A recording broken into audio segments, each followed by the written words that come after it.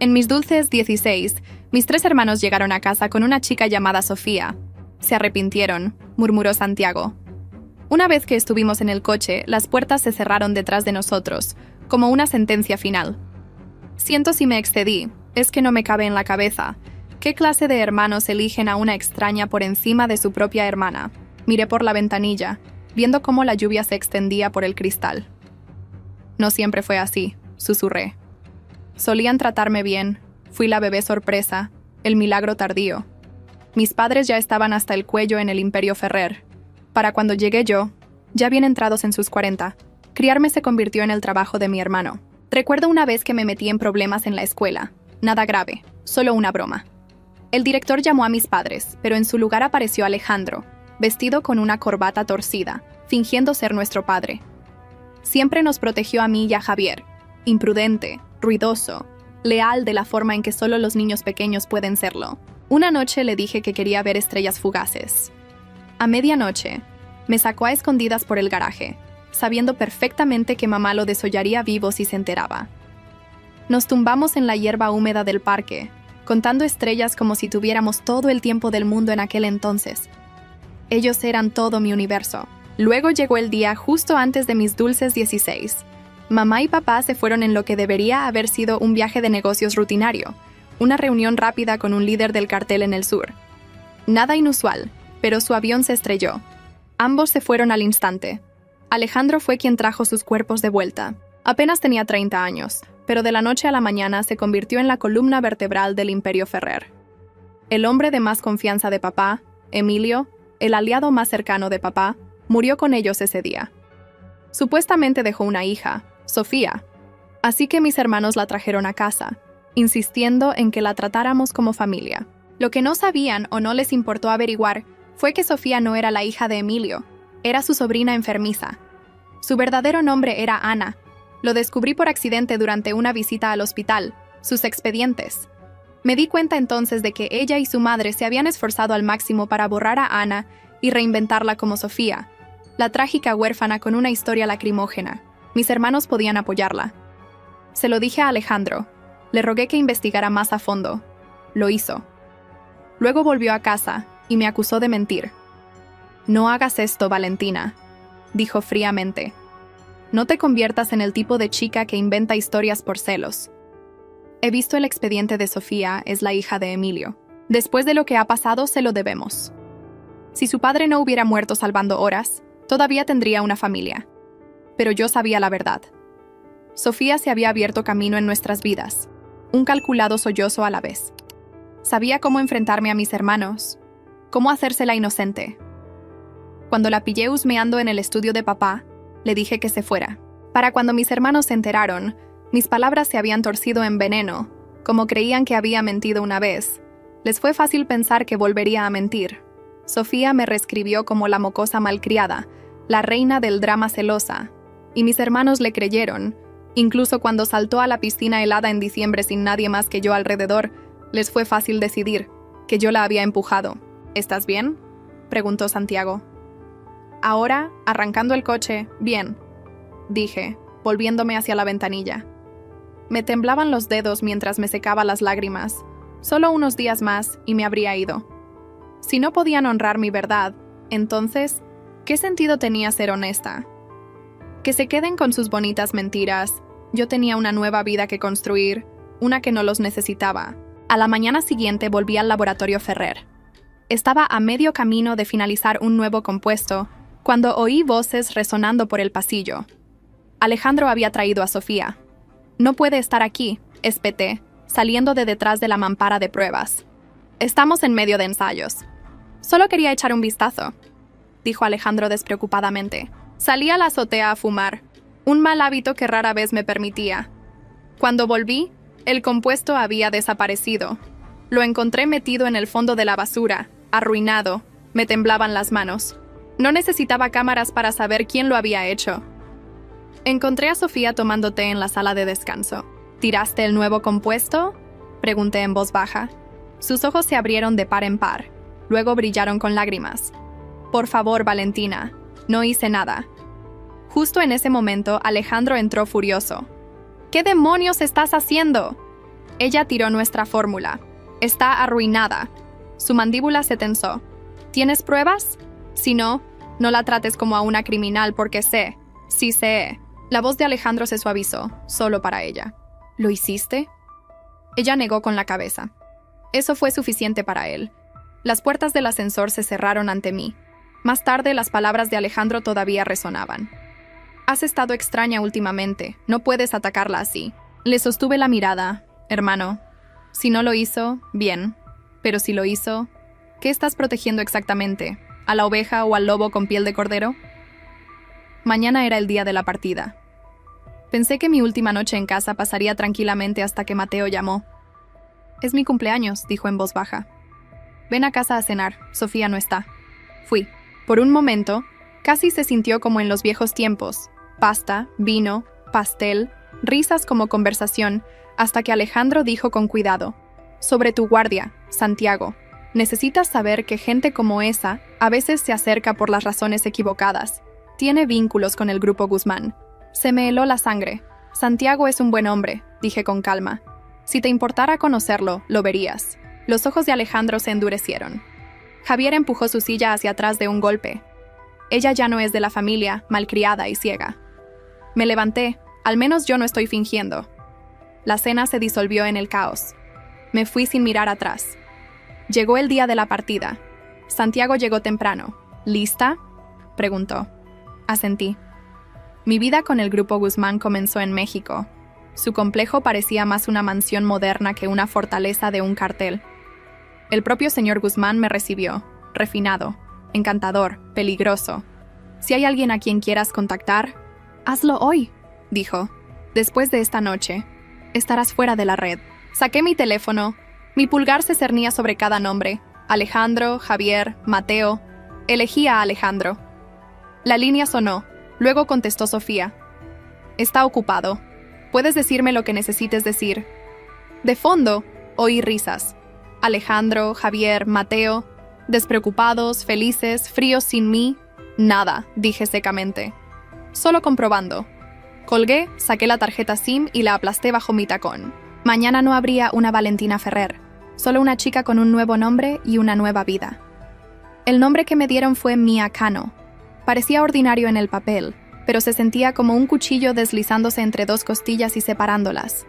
Valentina Ferrer estaba impresa en cada molécula de mí, en la forma en que levantaba la barbilla, en la forma en que leía una habitación, en la forma en que me paraba un poco a la izquierda de una puerta para poder ver quién entraba. Aún así, firmé el formulario de ingreso como Mia Cano. Vi secarse la tinta. Mis manos no temblaron, ya no. El complejo Guzmán se asentaba al borde de un valle desértico que se volvía dorado al atardecer y gris hierro por la noche. Muros altos, cámaras discretas, un jardín de árboles amantes de la sequía que proyectaban manchas nítidas de sombra sobre la grava limpia. No era el tipo feo de fortaleza. Era tastefully despiadado. Un estado que decía, somos hombres civilizados que casualmente sobrevivimos mejor de lo que los hombres civilizados suelen hacerlo. El señor Guzmán me recibió en una biblioteca que olía ligeramente a cedro. Y papel viejo, tenía unos 60 años. Un traje bien cortado, ojos como agua fría. A su lado estaba Santiago, ya no con la chaqueta informal a la que me había acostumbrado a ver, sino con una tela táctica oscura que le quedaba como una segunda promesa. Inclinó la cabeza lo suficiente para decir, estamos del mismo lado sin hacer alarde de ello. Gracias por aceptar nuestra protección, dijo el señor Guzmán. La última palabra quedó suspendida por un instante. Casi una pregunta. Acepté sus condiciones, dije. Eso no es lo mismo que confianza. Él sonrió. Entonces construyamos ambas cosas, protección y confianza, a la velocidad de la prueba. Tu laboratorio está listo. Encontrarás todo lo que solicitaste más algunas adiciones prudentes para la primera semana. Sin contacto externo, después de eso. Si necesitas una sola llamada para un cierre personal, lo discutiremos. Santiago es tu principal. Si necesitas algo y él no puede conseguirlo, probablemente no existe. No miré a Santiago cuando el señor Guzmán dijo eso. Mantuve mis ojos en el hombre mayor y en la línea de su boca que nunca ocultaba del todo la parte de él que amaba ganar. Gracias, dije. Asintió hacia la puerta. Santiago, infórmale sobre las reglas del campus y el programa de entrenamiento. El resto puede esperar hasta que duerma. Santiago me guió por pasillos frescos que se abrían a patios aireados. El complejo no se extendía, se desplegaba con intención. Cada giro diseñado para ser recordado en 3 intentos o menos. Me mostró la clínica, la pequeña capilla, el gimnasio, el campo de tiro y una habitación con filas de servidores detrás de un cristal. «Tenemos tecnología interna», dijo.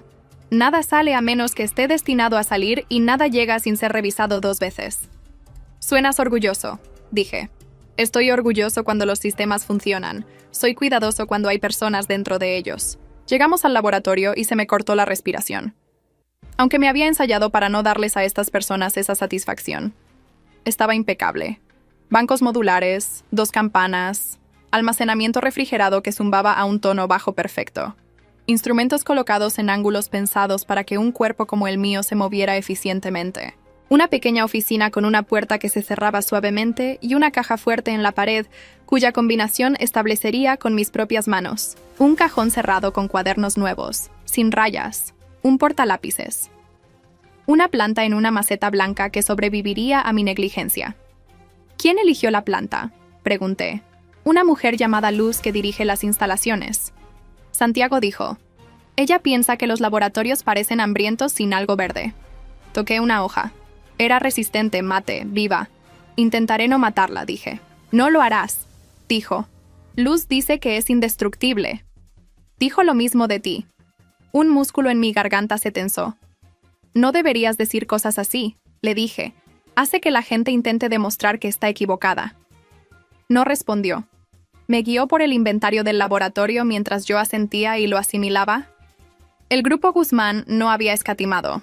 No me pidieron que sintetizara algo que me negaría. Querían adhesivos y recubrimientos para logística, compuestos marcadores para la seguridad de la cadena de suministro, formulaciones que no pudieran ser sometidas a ingeniería inversa en una semana por competidores aburridos. Era gris, y podía vivir en gris por un tiempo. El gris era cómo te fortalecías lo suficiente para enfrentar al negro. Cuando terminó, me guió a una suite de invitados que olía ligeramente a jabón de lavandería y aire limpio. La cama era ancha. Había una ventana, pero no balcón, seguro y neutral. Una pequeña pila de ropa doblada, toda nueva, de mi talla. Cena a las 19, dijo. El entrenamiento comienza a las 6. Preséntate con zapatos cómodos y duerme, Valentina. Lo miré. Mía. Se corrigió en voz baja. No, dije. Gracias por decir quién soy, al menos una vez. La primera noche no dormí. Mi cuerpo yacía quieto mientras mi mente recorría pasillos antiguos. Vi a mis hermanos, la forma en que los niños se convierten en hombres con las manos todavía listas para atrapar a una hermana que corría demasiado rápido. Vi a Sofía, pálida y frágil como una polilla hasta que quería algo. Vi la piscina en invierno, el agua negra, la forma en que mi aliento se había cristalizado en el aire. Cuando la saqué y presioné mis palmas en su esternón, vi sus ojos abrirse de golpe a una historia que ya había escrito. Diría que la habían empujado. Lo diría como si le hubiera sucedido en un sueño. Debería sentirme culpable. A las 5:30 me di por vencida con el sueño y me até los zapatos. El amanecer bordeaba las montañas. Las luces del gimnasio brillaban, constantes y blancas. Santiago ya estaba allí. No preguntó por mi noche. Me entregó una botella de agua y un juego de vendas. Primero boxeo, dijo, campo de tiro después del desayuno. No tiene que gustarte nada de esto, solo tienes que hacerlo correctamente. Me vendé las manos y él corrigió mi tensión 2 veces, sin tocar mi piel, solo golpeando el aire cerca de mi muñeca hasta que el músculo aprendió el ángulo. Me enseñó una postura que me hizo sentir anclada. No me dejó apresurarme. Jab de izquierda, cruzado de derecha, pivota, respira. Para la tercera ronda, sudaba mucho en el lugar detrás de mi esternón, que generalmente ardía se había calmado para la quinta. Casi me caía bien. Golpeas como una discusión, dijo. Limpio, medido, implacable. Muéstrame cómo golpeas tú, dije. Sonrió. No hoy en el campo de tiro. Me vio estremecerme la primera vez que levanté una pistola. No se burló de mí. Descompuso el movimiento en pasos y me dejó repetirlos hasta que el acero se sintió menos como una serpiente viva y más como una herramienta. Fue paciente, lo que no era lo mismo que amable. Cuando apreté el gatillo bruscamente, me hizo parar. Cuando intenté saltarme pasos, me hizo reiniciar. Estás construyendo un hábito que usarás exactamente una vez cuando lo necesites, dijo. El costo de un mal hábito no es tiempo de práctica, es sangre. Después del almuerzo, reclamé el laboratorio. El trabajo me calma. Pone todo el dolor en un vaso de precipitados para poder verlo cambiar de color y creer en la transformación. Para el final de la tarde ya había reorganizado 3 cajones y preparado una pequeña matriz de ensayos para probar un nuevo compuesto de etiquetado que se uniría irreversiblemente a una superficie, pero permanecería invisible bajo todas las luces excepto una banda estrecha. Era pequeño, casi trivial en el gran esquema, pero las cosas pequeñas son cómo reconstruyes la confianza en tus propias manos. La segunda noche, el señor Guzmán me invitó de nuevo a la biblioteca. Sirvió té para sí mismo y me ofreció agua. Tenía el aire de un hombre que podía beber whisky sin pestañear, y elegía no hacerlo porque la claridad era el arma más afilada. «Conocí a tu padre», dijo cuando nos sentamos. No bien, pero lo suficiente para saber que no era un hombre que confundiera el ruido con el poder. Le gustaban las soluciones eficientes. Nos enseñó a mantener el silencio de la misma manera que otras familias aprendieron a guardar el dinero, dije. Me miró con algo casi parecido al respeto. «No espero que me cuentes todo tu plan», dijo. «Pero deberías saber qué formas y vamos a ayudarte. ¿Qué te satisfará, señora Ferrer?» «Una disculpa, una confesión, el arrepentimiento. ¿Cuál es el precio de la paz?» «No hay paz», dije. «Todavía no. Solo hay pruebas. Cuando tenga pruebas, decidiré qué hacer con ellas». «¿Prueba de qué?» «De que la chica en mi casa no es quien dice ser. Que no es una vagabunda inofensiva que necesita un cuenco de leche. Que mis padres no cayeron del cielo porque las probabilidades finalmente cambiaron». No fingió sorpresa. «Los buenos hombres rara vez mueren por accidente. Donde el dinero y el miedo viajaban juntos», dijo. «¿Qué necesitas de mí?» «Acceso a 2 archivos de hospital. Un investigador privado sin lealtad a nadie en la ciudad donde mis padres despegaron por última vez. ¿Y tu hacker?» Levantó una ceja. «Mi hacker». Miré la pared de libros, luego de vuelta a él. «Tienes una sala de servidores que zumba como una colmena de abejas satisfechas y un hombre que se preocupa por los sistemas como si fueran de la familia. Tienes un hacker. No necesito su nombre. Necesito sus manos en 3 tareas en la próxima semana». Lo consideró por un momento. «Santiago, tus objetivos», dijo finalmente. «Eso es raro. Confiaré en sus instintos y en tus resultados. Tendrás tu acceso, pero una cosa. Primero, hay una pieza que no pones en tu lista porque no sabes que existe». Puso una tableta sobre la mesa y tocó la pantalla. Una imagen fija, fulminante. Sofía, su rostro. Más suave, más joven. Pero el mismo. Ojo calculador. Se escondía bajo un brillo de fragilidad. Estaba sentada frente a un hombre en un café al aire libre. El hombre era uno de los de Guzmán. Lo supe por la forma en que observaba la calle sin girar la cabeza. «Esto fue hace 5 meses», dijo el señor Guzmán. «Solicitó una reunión conmigo. No la complací. Envié a un apoderado subalterno. Quería un servicio para aislar a una hermana, para sacarte de tu casa de una manera que te hiciera parecer inestable. Tenía un presupuesto y la seguridad de que tus hermanos no harían demasiadas preguntas si tú eras el problema y no la víctima». El aire en la habitación se enrareció. Mantuve mis dedos planos sobre mi rodilla. «¿Cuál fue tu precio?», pregunté. «No vendo ese tipo de trabajo», dijo con calma. «Ya no». Mi hombre tomó una solicitud y me trajo este registro. Lo archivé bajo chica peligrosa con una columna vertebral débil y una mente de tiburón. No actué en consecuencia porque no me concernía. Ahora sí. Me obligué a respirar. Si hubiera visto esto hace un mes, habría asaltado mi propia casa y le habría prendido fuego, dije. ¿Y ahora? Ahora me aseguraré de que cuando ataque, no quede nada que explicar. Gracias por el metraje. Deslizó la tableta hacia mí. Quédatela. Considéralo un anticipo en nuestra cuenta de confianza. Salí de la biblioteca con un dispositivo en la mano y el suelo bajo mis pies, sintiéndome a la vez más sólido y más expuesto. Santiago esperaba en el patio con 2 tazas de café que humeaban en el aire que se enfriaba. Me entregó una y no dijo nada. Nos quedamos allí mientras el cielo pasaba de dorado a azul y a un tipo profundo de violeta que nunca existió en la ciudad. «Intentó contratar a tu jefe», dije finalmente. Asintió. «Una vez, lo sé. No me lo dijiste. No sabía si estabas lista para oírlo en tu primer día dentro de una nueva vida. Elegí mantenerte estable en lugar de hacerte arder. No te equivocaste, dije. Durante una semana, trabajamos y entrenamos. El entrenamiento me magulló las costillas y estabilizó mis manos. El trabajo afiló la parte de mí que todavía podía saborear la alegría. El hacker, un hombre tranquilo con ojos como el interior de una tormenta, me preparó un túnel de investigación seguro. El investigador privado comenzó a enviarme informes de Dell que, cuando se alineaban uno al lado del otro, formaban una figura. Reconocí. Admisiones hospitalarias bajo el nombre de Anna Barlow. Una tutela temporal firmada por una madre que desapareció del mapa. 6 meses después, una petición sellada para cambiar un nombre a 2 estados de distancia. Una transferencia de un pequeño fideicomiso a nombre de Emilio que no debería haber podido aceptar a una sobrina como beneficiaria. Construí una línea de tiempo, de la misma manera que construí una ruta de síntesis. Cada fecha, cada firma, cada extraña coincidencia era un intermedio de reacción que nos llevaba adelante o rompía la cadena. Rodeé con un círculo los días que importaban. El día en que murieron mis padres. Estaba en el centro de la página, como un recorte completo de una fotografía. En el 8º día, el señor Guzmán nos llamó a Santiago y a mí a la sala de operaciones. Parecía que allí se podía diseñar una pequeña guerra sin levantar la voz. En la pantalla había una nueva vista. Mi cara. Un recorte de foto de archivo tan ajustado. El borde izquierdo del hombro de Alejandro permanecía en el encuadre como una mano fantasma.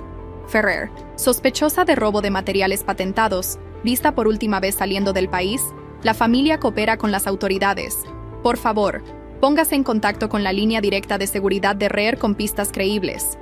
El titular me pintaba como una chica malcriada que huía con una maleta de secretos. El artículo no citaba a nadie por su nombre, pero las frases sonaban como el discurso cuidadoso de mi hermano, adornado con los ánimos de un publicista. No hay ventaja para nosotros en la confrontación pública. Solo hay una narrativa controlada, dije, mi mandíbula hasta que me dolió. Mateo nunca habría alimentado esto a la prensa. Dije que Alejandro lo haría si pensara que me haría volver. Javier lo haría si quisiera castigarme por negarme a jugar limpio. Hará que tu regreso sea más complicado, dijo Santiago. Ojos en ti, oídos esperando.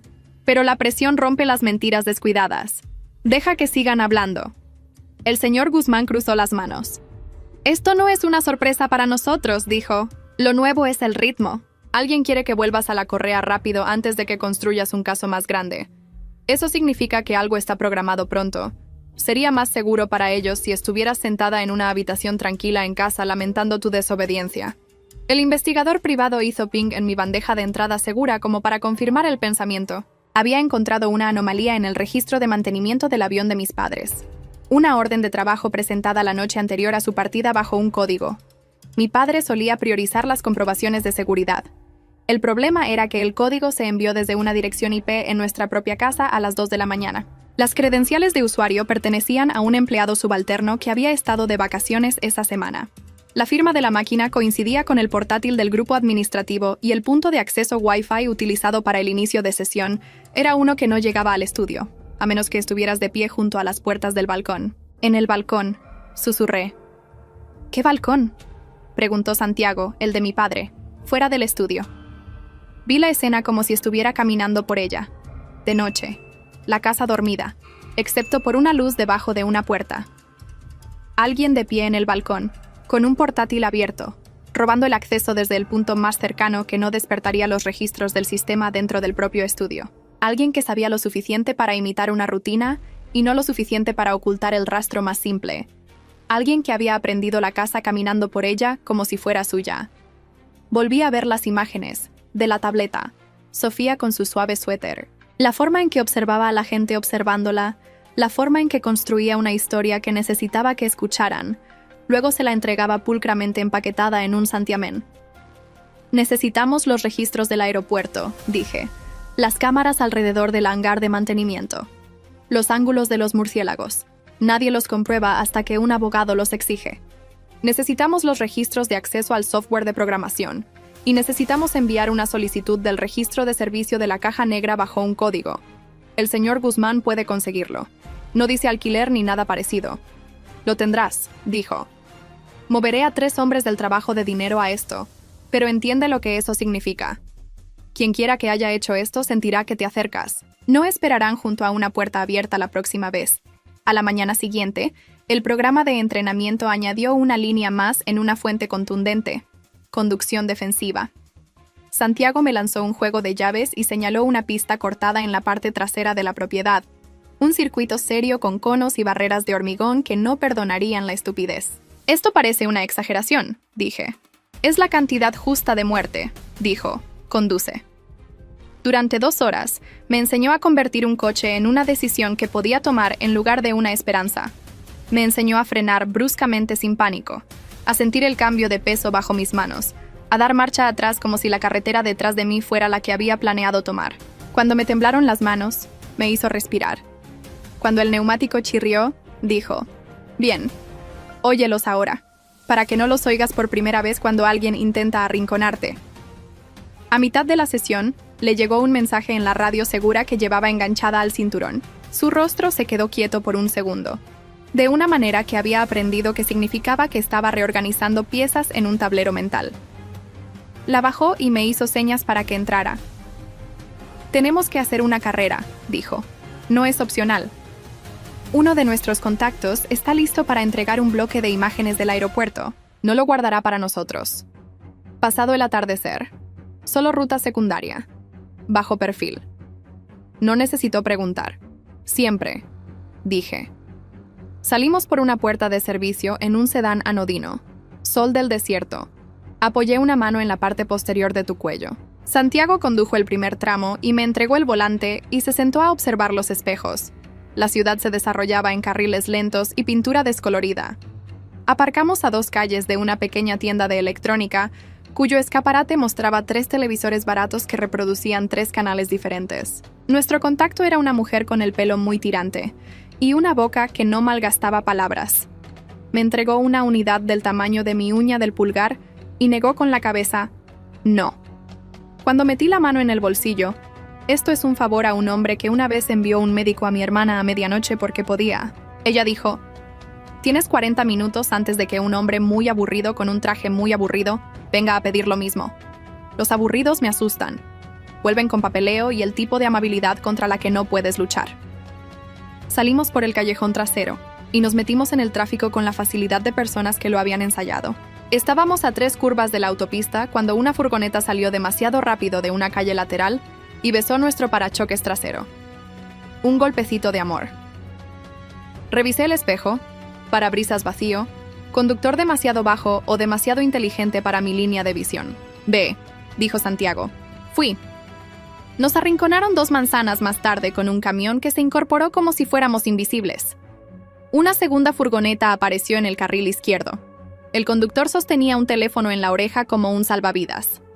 Estaba lo suficientemente aburrido como para ser peligroso. «Esto no es aleatorio», dije. «No», dijo Santiago. «Derecha 3». Ahora giré a la derecha bruscamente. Me deslicé entre un autobús y una bicicleta de reparto. Sentí que los neumáticos arrancaban un chirrido del asfalto. No me disculpé con el mensajero en bicicleta cuando vi su mirada fulminante en el espejo lateral. La furgoneta siguió. El camión no. Nos habíamos quitado un peso. 2 curvas más y llegamos a un tramo de carretera en obras. Los conos formaban una boca torcida. Santiago señaló el hueco más estrecho. Negué con la cabeza. «No». Luego lo hice de todos modos. El sedán se lo tomó como un desafío. La furgoneta intentó seguir y raspó un cono con la fuerza suficiente para escupirlo bajo sus propias ruedas. Patinó por un instante. Pensé que volcaría, pero el conductor lo salvó. No estaba tan aburrido como parecía. «Izquierda», dijo Santiago. Giré a la izquierda y me encontré en un aparcamiento trasero detrás de una franja de tiendas cerradas. La salida de adelante estaba encadenada. Vi el brillo del acero, la X regular de los eslabones, el candado como un ojo. Santiago ya se había desabrochado. Salió del coche antes de que dejáramos de movernos. Un cortapernos en sus manos como si lo hubiera conjurado de la guantera. La cadena cayó. Me hizo señas para que pasara y volvió a saltar dentro mientras yo aceleraba. Salimos a una carretera de servicio, libres durante exactamente 6 segundos hasta que un coche nuevo se deslizó a la vista. De una manera que no fue una coincidencia. «Ese es un verdadero problema», dijo Santiago. «Bajos ingresos. No entres en pánico, 10 segundos para la rotonda. Vas a tomar la segunda salida, luego fingir que tomas la tercera, luego tomar la primera. Confía en mí. Confía en él. La rotonda se acercaba, un círculo como un latido. Tomé la segunda salida, señalicé como si fuera el tipo de ciudadano que cree en las señales, me desplacé hacia la tercera. Luego me metí por dentro y tomé la primera tan ajustada que sentí un tirón centrífugo en los dientes. El coche detrás de nosotros se comprometió tarde y tuvo que dar otra vuelta a la rotonda. Ganamos 10 respiraciones. Llegamos a la autopista y desaparecimos en un río de coches aburridos, conducidos por hombres aburridos que iban a casa a cenas aburridas. Santiago mantuvo los ojos en los espejos hasta que sus hombros se deslizaron media pulgada hacia abajo. Exhaló bien, dijo. ¿Escuchaste? Siempre escucho cuando la persona que habla tiene la piel en el juego, dije. Cambiamos de conductor en un área de descanso. Fingí estirar. Él fingió no revisar el perímetro. No hablamos de la furgoneta, ni del camión, ni del momento en que la cadena cayó como si hubiera estado esperando que pasáramos. De vuelta en el complejo, dejé caer la unidad en las manos del hacker de la tormenta, y le dije que quería 5 ángulos del hangar. La hora entre las 2 y las 3 de la mañana de la noche, antes de que mis padres despegaran más todas las marcas de tiempo del sistema de flujo de trabajo y los valores de firma de las cuentas de herramientas de mantenimiento. No dijo nada, pero vi que su boca se movía en torno a una palabra. Finalmente, no esperamos mucho. A medianoche, la sala de operaciones se iluminó con imágenes en blanco y negro. Una puerta lateral del hangar, una figura entrando con una maleta con ruedas que podría haber contenido cualquier cosa. La figura, Warwick Cabin, y se movía con una cuidadosa velocidad de alguien que sabe que las cámaras tienen un umbral por encima del cual la mente comienza a notar. La figura se detuvo bajo una luz que funcionaba mal, e inclinó la cabeza hacia arriba para comprobar algo. Vi su boca durante 2 fotogramas, incluso en un lavado de píxeles. Conocía la línea de la misma. Sofía, dije. La habitación albergaba a 3 hombres, además de Santiago y yo. No hablaron. La segunda cámara mostró a la figura dentro del hangar caminando junto a una fila de aviones en tierra hasta que llegó a horas. No tocó el avión. Tocó una estación de trabajo e insertó algo en un puerto. Una cosa pequeña lanzada para un crimen fácil. Un guión, un perfil, un detonante. La tercera cámara la mostró saliendo y ajustándose la gorra. Caminaba erguida, sin prisa. Una mujer a la que nunca se le había pedido que corriera.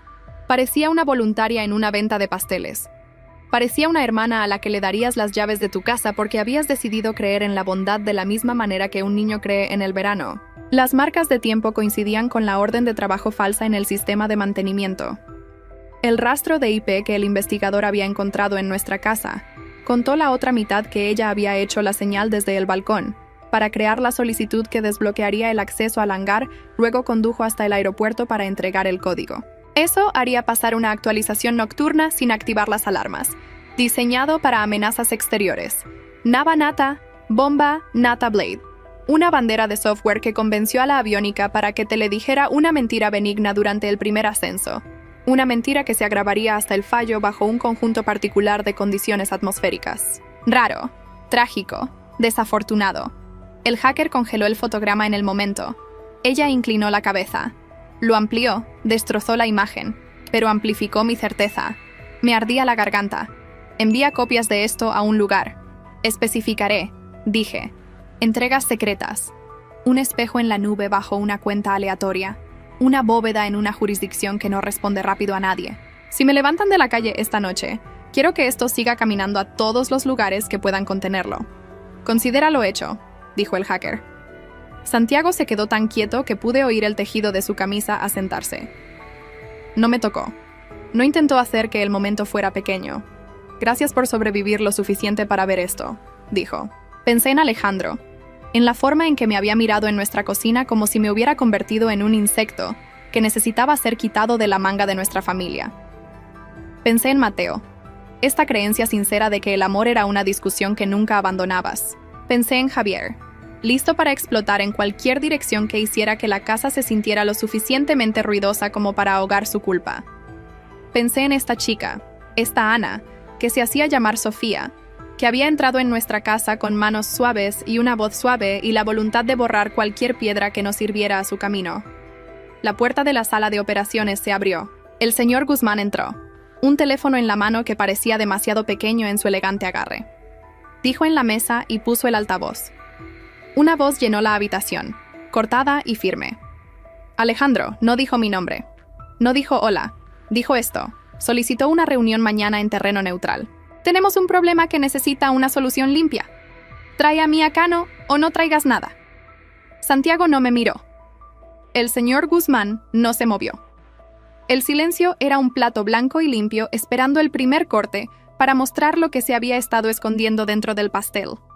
Tú elegiste el nombre, le dije a nadie en particular. Quiere ver si responderé a él. No quiere verte, dijo el señor Guzmán en voz baja. Quiere controlar el marco. Los hombres hacen eso cuando sienten que las paredes se mueven. ¿Dónde?, preguntó Santiago. La voz en el teléfono continuó como si le respondiera desde un mundo lejano. El viejo aeródromo, al norte de la ciudad, al mediodía. Sin armas, sin comunicaciones externas. Si veo un coche extra, me voy. Si veo un dron, me voy. Esto no es una negociación, es una cortesía. La línea se cortó. La habitación exhaló como un solo organismo. Encontrar a Gan, él cree que la está protegiendo, dije. O cree que estoy a punto de prenderle fuego a su casa. Ambas cosas pueden ser ciertas, dijo Santiago. Miramos el fotograma congelado de Sofía inclinando la cabeza con mala luz. Sabía lo que mi padre habría hecho. Habría traído una verdad silenciosa a una habitación ruidosa y la habría dejado sobre la mesa como un cuchillo limpio. Luego habría esperado a ver quién se estremecía. Miré al señor Guzmán. Quiero la carne, dije. La prepararemos, respondió. Santiago se volvió hacia mí, y por primera vez desde que habíamos llegado a México, sus ojos parecían desprotegidos. No tenía miedo, no estaba fingiendo. Simplemente estaba midiendo la distancia entre dos corazones que habían aprendido a caminar con armadura y ahora estaban entrando en un campo donde no podías usarla y aún así moverte rápido. «Hay una pieza más», dijo. «No te la traje porque no había pruebas y porque el costo de equivocarse es demasiado alto, pero ahora la forma es visible. Deberías saber el resto». «Dilo», dije. No apartó la mirada. «Está embarazada», dijo. «Y el niño no nos conoce». Sentí que el mundo se inclinaba a medio grado. Un suave deslizamiento que te mataría si continuaba el tiempo suficiente. El viento del desierto presionaba la ventana. En algún lugar a lo lejos.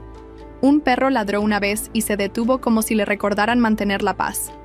¿De quién?, pregunté. Santiago respondió y su voz no transmitía juicio. Solo la terrible claridad de un hombre que nombra al monstruo para que nadie pueda fingir que no lo vio. «De Alejandro», dijo. No lloré cuando Santiago dijo las palabras. No rompí nada. Me quedé allí con la mala luz congelada en la cara de Sofía y dejé que la verdad se asentara en mis huesos como el invierno. «Está embarazada», dijo, «y el niño no nos conoce. Es de Alejandro». Durante un largo respiro, solo se oyó el zumbido de los conductos de aire en el leve clic de la sala de servidores a 2 pasillos de distancia. Luego me senté porque estar de pie era una actuación y no le debía un espectáculo a nadie. Pensé en las viejas promesas que Alejandro solía hacer cuando éramos niños, del tipo que haces con la mano en el corazón, incluso cuando no sabes lo que se le pedirá a tu corazón que pague. Pensé en el tipo de hombre en el que se había convertido bajo el peso de nuestros padres, bajo el rugido del nombre de arrendatario. Entendí cómo una mentira podía alcanzar su culpa y llamarse a sí misma amor. «Todavía voy a la reunión», dije que nos prepararemos para ello. Dijo el señor Guzmán. «No hay nada que preparar», dije. «Solo está el costo que estoy dispuesta a pagar». Santiago no discutió. Esperó conmigo mientras el hacker hacía 3 espejos de las imágenes y las enviaba a 3 lugares que se despertarían como perros guardianes si no me registraba al anochecer. Mañana escribimos una carta de hombre muerto y la guardamos donde ni siquiera yo podía tocarla sin 2 llaves. Una era mía. La otra estaba en un estante dentro de la caja fuerte del señor Guzmán, en un sobre sencillo con mi nombre escrito en letras de imprenta como una etiqueta escolar. El seguro no es un drama. Es un ritual como atarse los zapatos o lavarse una herida antes de que cicatrice. Recorrimos el aeródromo en un mapa. Marcamos viento, sol, cámara, líneas de visión, salidas que parecerían despejadas hasta que no lo estuvieran. Santiago expuso lo que llevaría y lo que no. Le mostré dónde pondría la tableta en mi bolso y dónde pondría la pequeña grabadora que no necesitaba consentimiento para dar testimonio. El sueño no llegó, pero me quedé en la oscuridad y dejé que la memoria caminara por mi pecho como una persona que visita habitaciones que una vez amó. Vi a Alejandro sacándome a escondidas para contar estrellas fugaces, y a Javier desafiándome 2 veces a trepar la valla detrás de la piscina, y a Mateo de pie en la puerta con una toalla y una regla que rompería. De todos modos, vi a la chica que nunca había pertenecido a nuestra casa, cuidando las cosas blandas que podía controlar y cortando las cosas duras que no podía. Al amanecer, fui al laboratorio. Puse una pequeña tira de pegatinas de prueba debajo de la campana y vi una línea pálida, oscura y desgastada, una nueva etiqueta adherida a una superficie. No parecía nada si no sabías lo que estabas mirando. Así funcionaba también la verdad. Pedía paciencia en un ojo entrenado. A las 10, Santiago llamó una vez y entró por la puerta. Llevaba una camisa sencilla, sin insignias, el tipo de ropa que hacía que un hombre pareciera un hombre y no un bando que estaba jugando. Me pasó un pequeño caramelo duro. Azúcar, dijo. Tu sangre lo querrá. Lo tomé y dejé que se derritiera en mi lengua. Limones suaves, algo en una habitación llena de metal frío. Tomamos de nuevo el sedán anodino. Salimos de nuevo por la puerta de servicio. La ciudad surgió del calor con la misma gracia cansada que cualquier otro día en la tierra. El viejo aeródromo se encontraba al norte, una franja de hormigón agrietado y un edificio de bloques de hormigón con un techo que había perdido una pelea con el sol hace mucho tiempo. El mediodía hacía que todo fuera plano. El mediodía quitaba la profundidad a las caras y las sombras a las mentiras. Azure llegó primero. No vino solo. Jay salió del lado del pasajero de un todoterreno negro con la mandíbula preparada para una pelea y las manos que no encontraban quietud. Mateo salió de la parte de atrás.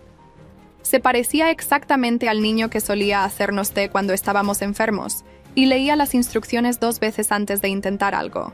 Fueron sus ojos los que contaron la nueva historia. Estaban cansados de la manera. Un alma se cansa, no un cuerpo. Aparcamos a la distancia acordada. Santiago salió y se paró junto al capó con las manos visibles. Caminé el resto del camino sola. El viento levantó arena a través del hormigón bajo. Su pierna, una advertencia. Alejandro no dio un paso adelante. Me dejó caminar todo el camino a la intemperie. Solo entonces se movió con los hombros cuadrados como si el mundo fuera un peso. Estaba dispuesto a cargar con él delante de una audiencia. Valentina, dijo. No me llames mía, respondí. No es una prueba que necesite pasar. Jay resopló.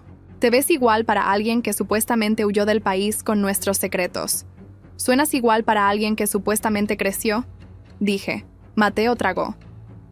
Su voz se quebró solo una vez. «Podemos arreglar esto», dijo. «Vuelve a casa y habla con nosotros». «El hogar es donde la verdad puede vivir», dije. «Tu casa se convirtió en un escenario para una mentirosa». La palabra chasqueó como un gemelo. Señaló a Santiago, sin apartar los ojos de mí. «Trajiste músculo externo a una disculpa». Dijo. «Eso me dice lo que es esto». «Te dice que no entro en una mentira sin un testigo», dije. El rostro de Alejandro no se movió. «Pediste una reunión», dijo. «La tienes. Ahora vuelve. Nos encargaremos del resto en casa». «No», dije. «No somos una casa. Somos una historia. Tú la gestionas. No puedes editar el final». Puse la tableta sobre el capó de su todoterreno y toqué reproducir. La cámara del hangar llenó la pantalla en gris y blanco. Una pequeña figura con gorra, una maleta con ruedas, una estación de trabajo con un puerto esperando algo que parecería inofensivo hasta que no lo fuera. La marca de tiempo estaba en la esquina inferior izquierda como un reloj que finalmente había decidido decir la verdad. Javier intentó hablar por encima. Levanté una palma y no levanté la voz. Se detuvo por costumbre, no por respeto. El viejo entrenamiento. Todavía tenía poder. Cuando la figura inclinó la cabeza, el aire cambió. Alejandro no emitió ningún sonido. Miró con la suficiente fuerza como para cortar el cristal. Mateo emitió un sonido quebrado en su garganta y se cubrió la boca con la mano, como se hace cuando se contiene algo en el interior que es demasiado grande para dejarlo salir en público. El segundo clip se reprodujo en un café. Un suéter suave. Una voz que no podíamos oír y que no necesitábamos. La transcripción escrita se deslizó por la parte inferior en letras limpias de color de advertencias. Aislar a la hermana. Hacer que parezca inestable. Hay un presupuesto. El tercer archivo era un registro, una orden de trabajo de una máquina en nuestro balcón.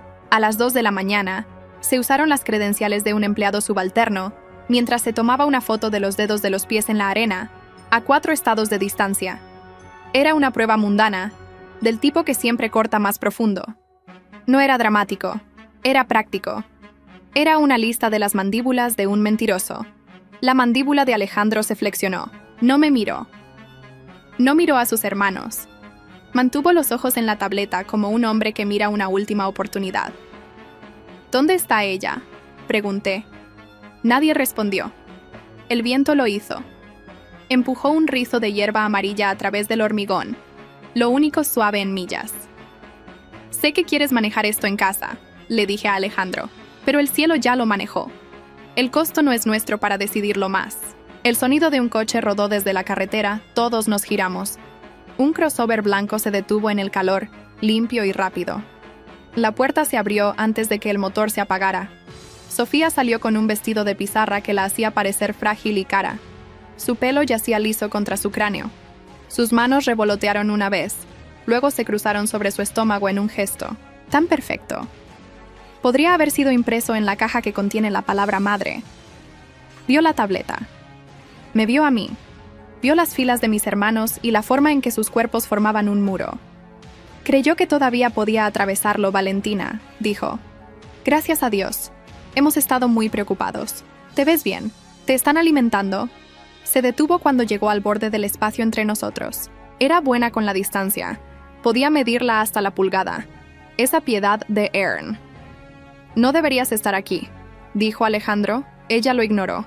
Me ofreció una sonrisa, diseñada para parecer una rendición. Tú ganas, dijo en voz baja. Vuelve a casa. Lo arreglaremos. Te pediré disculpas con las palabras que quieras. No estoy orgullosa de quién he sido. Estaba desesperada. Estaba sola. Mi padre murió, salvando a tus padres. Tu padre no era misterioso, dije, y no murió por nadie. Murió porque eligió un camino que termina de esa manera para hombres como él. Sus ojos se llenaron de lágrimas tan rápidamente. Habría sido impresionante si no hubiera sabido cómo lo hacía. Bajó la mirada. Luego la levantó de nuevo hacia Alejandro como un niño, pidiendo que le creyeran incluso cuando la galleta todavía está en su mano.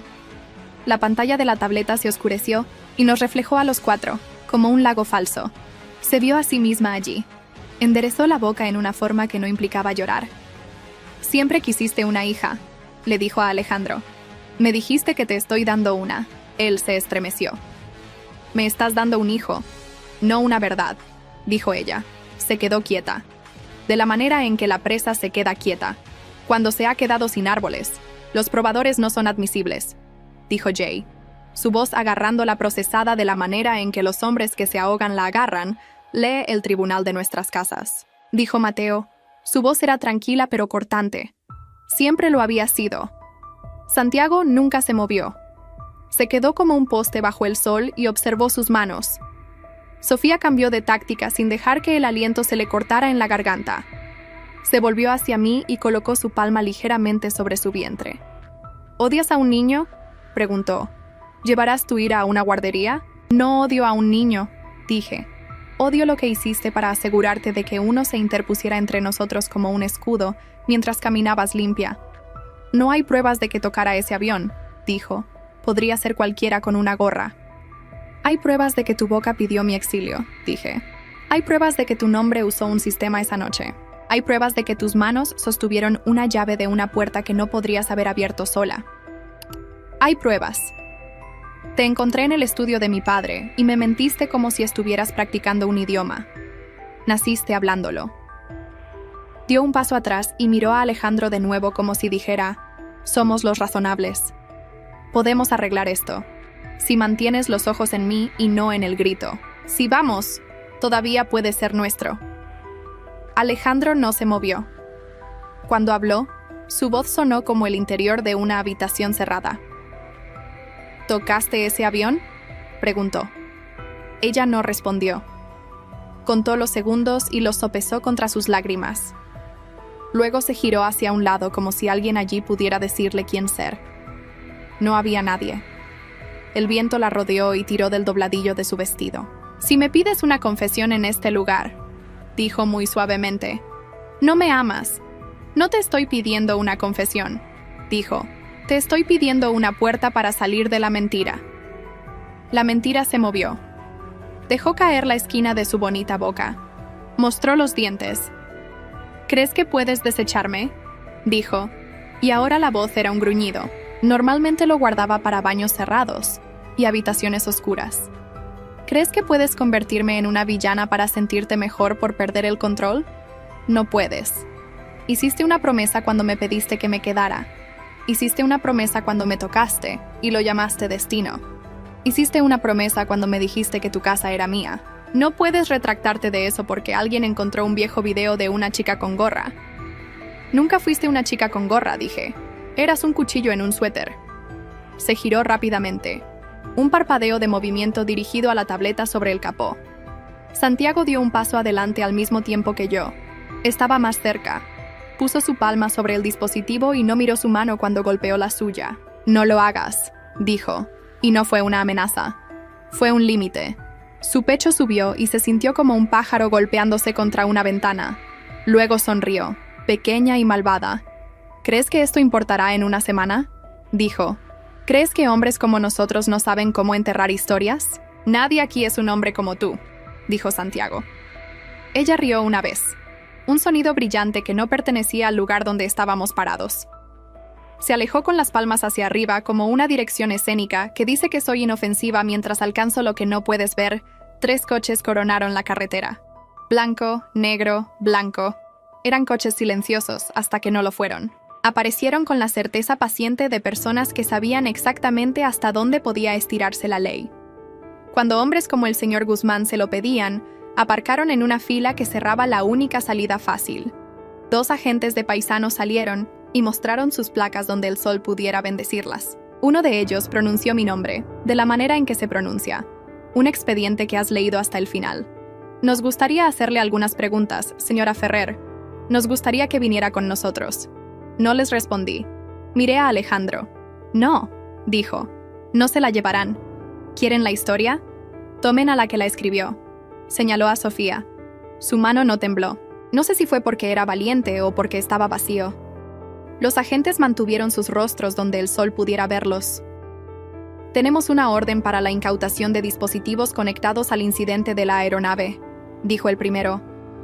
También tenemos una orden para garantizar la seguridad de la señora Ferrer, si consiente en dar una declaración bajo asesoramiento legal. Si no consiente, la trataremos como testigo potencial y persona de interés. Eso significa custodia protectora. La custodia protectora sabe a cárcel con almohada, dijo Santiago en voz baja. Miré la tableta, miré el calor muerto, miré a mis hermanos y el patrón de nosotros martillado por una chica que había aprendido a tocar a una familia como un instrumento de cuerda hasta que cantaba su canción favorita. Consiento en dar una declaración, dije. Consiento en compartir los materiales que la apoyan, pero no voy a subir a ningún coche que no tenga a mi abogado en él. Y mi abogado no está aquí. El agente asintió como un hombre que ha aprendido a encontrar alivio en una línea ordenada. En una página complicada, podemos esperar, dijo. Sofía respiró una vez y luego hizo lo que había estado esperando. Corrió. No lejos, no lo suficientemente rápido como para hacer ruido, lo suficiente como para provocar la memoria muscular, y hombres entrenados para perseguir.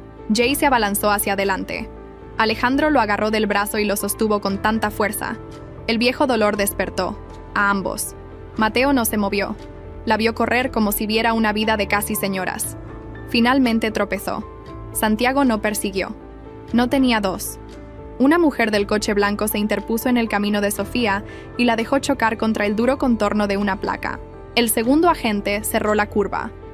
El clic de las esposas sonó pequeño en una pista que una vez había albergado el rugido de pájaros de metal. Sofía giró la cabeza para encontrarme. Puso su boca en forma de lástima. De nuevo, te arrepentirás de esto. Dijo un día que necesitarás una hermana. Y yo no estaré allí. Ya me arrepiento de cada día. Creí que eras una. Dije. La metieron en la parte trasera del coche. No lloró. Ahora, la actuación había terminado en el escenario. Las manos se habían llevado los accesorios. Se sentó con la columna recta y la mano plana en el asiento, como si estuviera demostrando que podía hacer esto sin romperse. Podía. Estaba hecha para sobrevivir. Solo había juzgado mal la forma en que la verdad a veces también sobrevive. Alejandro cerró los ojos cuando los abrió. Parecía una década mayor y un año más joven, como si una parte de él hubiera regresado de un largo trabajo y otra acabara de irse a uno. «Debería haberte escuchado», dijo. «Deberías haber mirado», dije. Asintió. No pidió mi perdón. No pidió un lugar en un futuro que aún no había construido. Miró el coche donde su error estaba sentado con un niño dentro de ella como un fusible. Tiempo para una vida diferente. Me miró, y la vieja casa salió a la luz entre nosotros, como un paciente al que finalmente se le ha dado el nombre correcto. «¿Qué quieres?», preguntó. Era la única pregunta que importaba. «Quiero que digas la verdad», dije. «¿A mí? ¿A la prensa? ¿A ti mismo? Quiero que renuncies a cualquier cosa que te permita convertir esto en una narrativa donde eres el héroe que es engañado por una villana y no un hombre que prefirió una mentira reconfortante a una hermana difícil. Quiero un fondo público a nombre de nuestros padres para la investigación independiente de accidentes, porque no soy la última chica que se parará en una pista y se preguntará cómo el dolor aprendió a sonar como un comunicado de prensa. Quiero que las paredes del laboratorio de alquiler se limpien de cualquiera que la dejara pasar por la oficina de mi padre sin oposición, sin una pregunta en la garganta. Quiero que Mateo se encargue de la transición porque leerá las instrucciones hasta que las entienda. Quiero a Javier en una habitación con una puerta y una persona que lo haga sentarse quieto el tiempo suficiente para dejar que la ira arda sin quemar la casa. Quiero que el niño nazca en la honestidad, no en el apalancamiento. Quiero que su madre responda por lo que hizo sin usar una gota de tu nombre para suavizarlo. «Quieres demasiado», dijo Javier. «Quiero exactamente lo suficiente», dije. Mateo dio un paso adelante. «Lo tendrás», dijo su voz. No se quebró. Sonó. Alejandro no dijo nada durante mucho tiempo. Luego metió la mano en el bolsillo y sacó una pequeña llave. La tendió sin acercarse. «Esta es la cerradura del balcón», dijo. «La cambié después de que te fuiste, y luego fingí no saber por qué. Tómala. Cámbiala de nuevo o tírala al desierto. No me pararé sobre esa piedra y le mentiré a una casa que ya salvé una vez, y casi maté 2 veces». No tomé la llave. La miré hasta que mis ojos se aguaron y su forma se desdibujó en algo que podría haber sido una lágrima o podría haber sido un trozo de metal. «Quédatela», dije. «Tú eres el que necesita recordar qué puertas abriste y qué nunca volverás a abrir». Cerró los dedos sobre ella como un hombre que cierra el puño sobre una marca. Cuando los agentes me preguntaron si estaba lista para hacer mi declaración, dije que sí. Santiago se paró a mi lado mientras yo hablaba en una grabadora que viajaría con las imágenes y los registros y la suave línea que apareció en una tira de prueba cuando la verdad finalmente se unió a la superficie correcta. No actué, no narré. Les di una lista. Les di nombres. Les di horas. Les di los pequeños y tercos hechos que componen la arquitectura de la culpa. Cuando terminó, el agente cerró su cuaderno y miró al sol, como si estuviera agradecido de haber terminado de estar de pie debajo de él. Me dijo que estarían en contacto. Me dijo que podía irme. Azure intentó hablar. Luego se detuvo. Puso su palma en el capó del todoterreno donde había estado la tableta y presionó hasta que su piel palideció. Cuando la quitó, una leve huella permaneció por un momento en el metal caliente y luego desapareció. Nos fuimos sin despedirnos. Algunas puertas se cierran con palabras que nunca se dicen. Algunas puertas se cierran en silencio porque es lo único honesto que queda de vuelta en el complejo. El aire olía a agua y piedra. La planta de mi laboratorio todavía parecía robusta. El cuaderno todavía yacía en el cajón como nieve limpia. El señor Guzmán, porteador, y felicitó a nadie. Pidió una lista de los siguientes pasos. Tomó 3 nombres y los envió a 3 personas que no los desperdiciarían. No prometió nada y entregó lo único que importa al final. Presión en los lugares correctos aplicada en el momento adecuado, hasta que la verdad deja de ser un secreto y comienza a ser un hecho. Al anochecer, Santiago y yo subimos a la azotea. El desierto hizo su truco con la luz, volviendo el mundo dorado durante 3 minutos y luego dejándolo caer en el azul. El viento se movía a través de la grava con una mano firme. Cuando éramos niños, le dije a Alejandro que quería ver estrellas fugaces. Rompió el toque de queda y me llevó al parque, y contamos hasta que nos quedamos sin números y empezamos de nuevo. Se sentía como si el para siempre pudiera caber dentro de una noche. Santiago se apoyó en el muro bajo. «Puedes tener otro para siempre», dijo. «No se parecerá al último, pero aún puedes sostenerte». Dejé que las palabras me llegaran y luego las dejé seguir. No sé qué soy en esta historia si no soy la hermana que fue expulsada de su propia casa, dije. Eres la mujer que regresó con pruebas, dijo. Eres la científica que convierte el dolor en método. Eres la persona que no confundió el perdón con el olvido. Eres un camino que otras personas mirarán y entenderán cómo caminar sin pedir permiso. No me tocó la mano. No lo necesitaba. Nos quedamos allí y dejamos que llegara la oscuridad. Un solo avión se deslizó por el cielo a gran altitud, una línea silenciosa de plata. No era una estrella fugaz, era una máquina del tamaño de una promesa que se movía hacia un lugar al que pertenecía. A la mañana siguiente me desperté antes de la alarma y me puse los zapatos. Las luces del gimnasio ya estaban encendidas. Santiago ya estaba allí. No me preguntó si quería golpear algo. Me entregó las vendas y observó mis manos aprender una nueva mañana sin temblar. Fui al laboratorio y preparé una pequeña tanda del compuesto de etiquetado. Añadí una gota de algo nuevo a la matriz, un estabilizador que podría aguantar mejor el calor. Escribí una nota en el primero de los nuevos cuadernos, no sobre mis hermanos, no sobre la chica de la gorra, sobre la unión, sobre la forma en que algunas cosas se mantienen firmes si les das la superficie adecuada. Llegó un mensaje justo por la tarde. Era de Mateo.